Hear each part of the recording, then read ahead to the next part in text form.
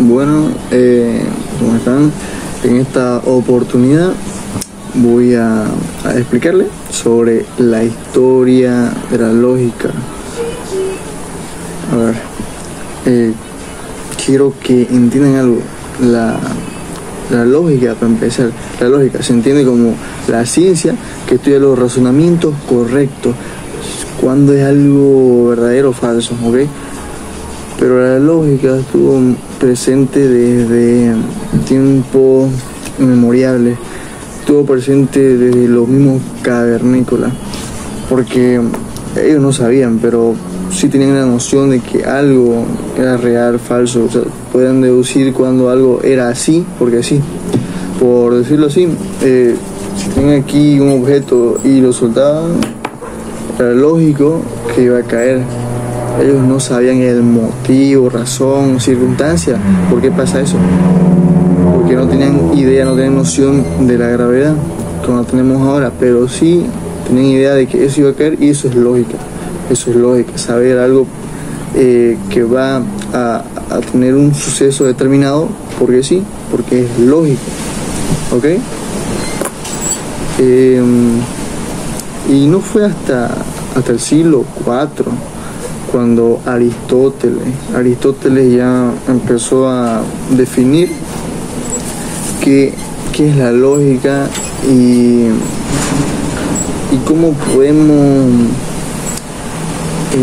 saber cuándo algo es verdadero o falso con fórmulas que nos ayudan a entender eso.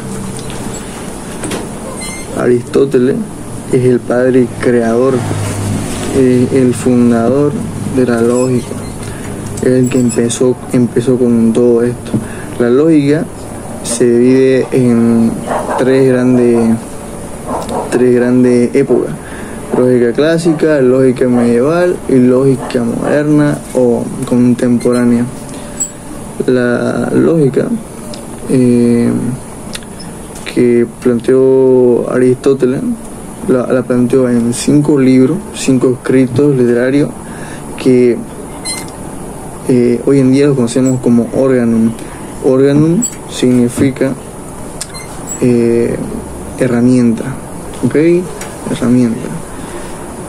Aristóteles creía que podíamos deducir cualquier cosa a base de esos libros, pero luego se dio cuenta que había un hueco que no podía llenar, porque no todo podemos deducirlo con la lógica que él tenía, y eso fue progresando con el tiempo.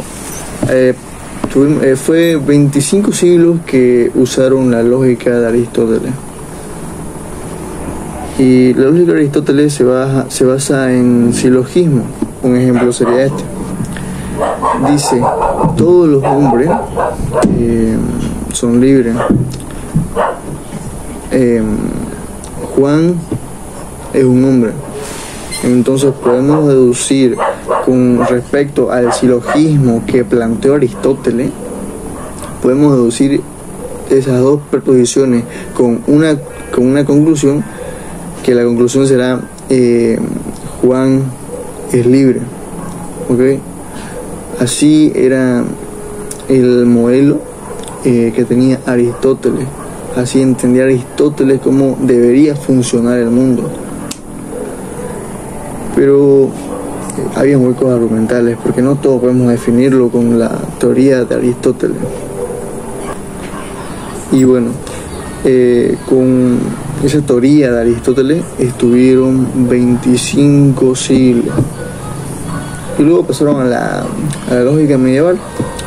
Pasando a la lógica medieval, tenemos que hablar de una persona importante para que la lógica medieval tenga esa lógica, que fue la lógica de Aristóteles.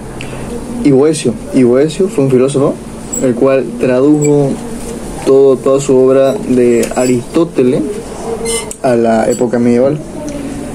Él tradujo las 5 obras literarias que escribió Aristóteles, que hoy en día juntadas conocemos como Organum. Él las tradujo y las puso en la Edad Media.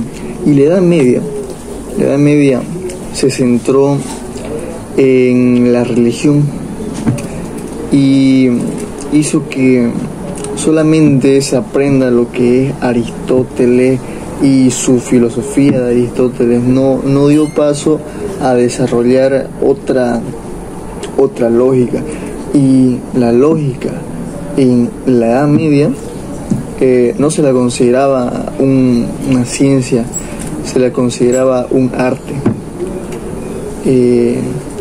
Las personas en la Edad Media no querían que las personas piensen, que avancen, que progresen, solo querían controlarlas.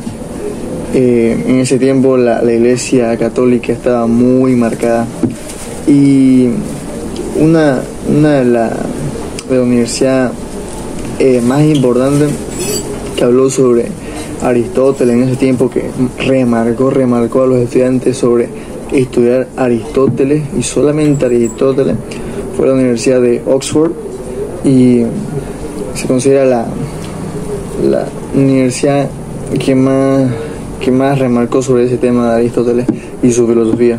Y bueno, Leibniz se lo considera el padre de la lógica moderna. Él planteó la lógica simbólica.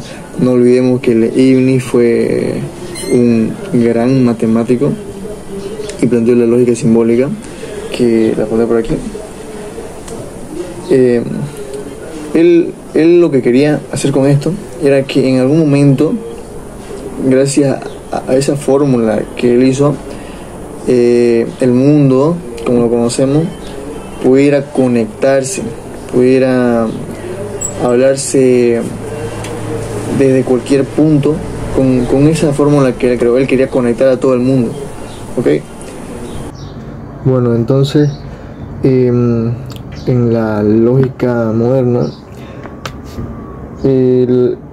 la lógica como se conocía era muy filosófica antes, pero ya entonces la lógica moderna empezó a ser más matemática, más específica y más estudiada por los matemáticos en sí.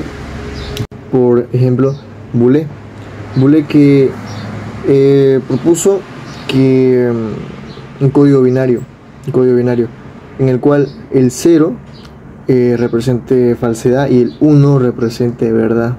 Y así también Morgan y John Beth aportaron a la matemática en la lógica formal. Pero hubo un matemático que se considera el más importante, que es Frege. Frege lo que nos da es un sistema completo de lógica de predicado. Aquí tenemos un ejemplo. Entonces John Frege es el más grande matemático,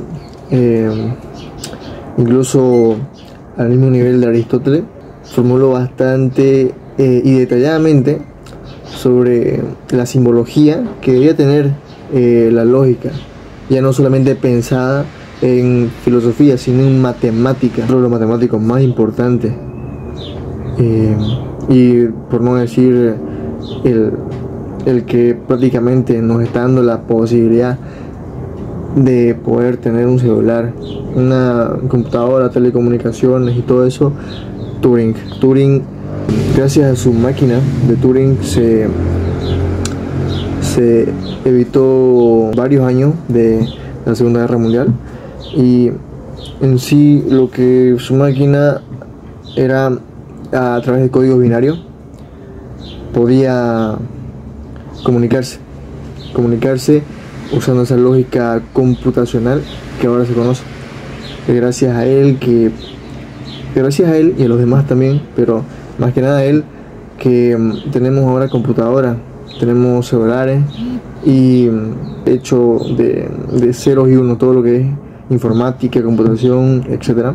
Bueno, y sin más que decir, he resumido las partes más importantes sobre la historia de la lógica para que entiendan bien a cabalidad, o un poco al menos, de lo que fue el transcurso de la lógica antigua a la moderna.